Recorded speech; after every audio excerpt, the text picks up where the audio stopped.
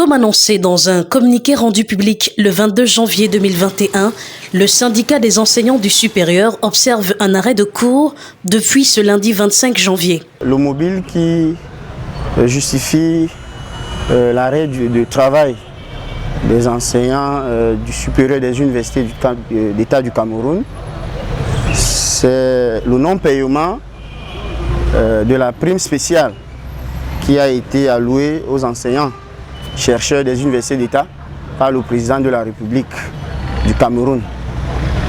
Ça c'est d'un. Et de deux, nous demandons par la même occasion le paiement des différentes prestations académiques dans les différentes universités d'État dont le montant reste également colossal à ce jour. Le CINES, qui regroupe environ 500 enseignants de 7 universités du Cameroun, indique pour le déplorer que c'est presque habituel pour les enseignants de revendiquer avant d'être payés. Pourtant, les primes leur sont d'une utilité capitale.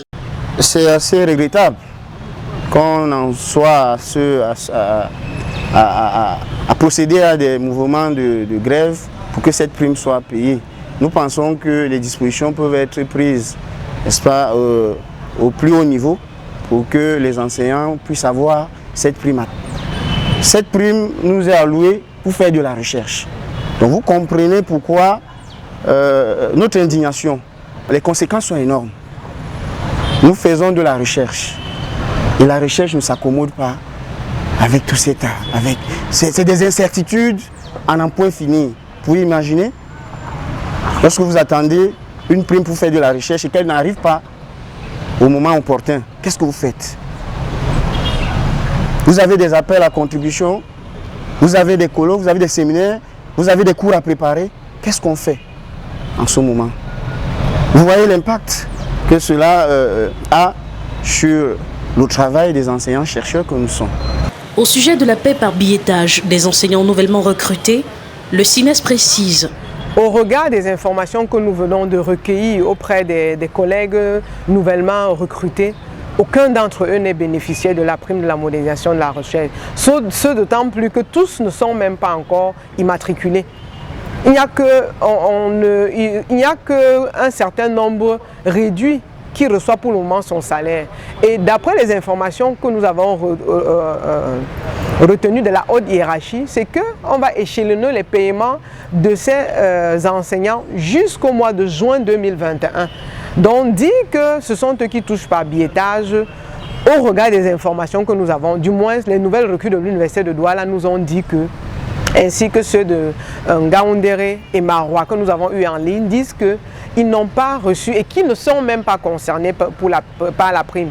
Ils se battent pour le moment pour avoir leur salaire. La cessation d'activité n'a tout de même pas eu un impact sur les examens programmés. Si rien n'est fait, le CINES compte mener d'autres actions au terme de cette première étape de grève qui va du 25 au 30 janvier 2021.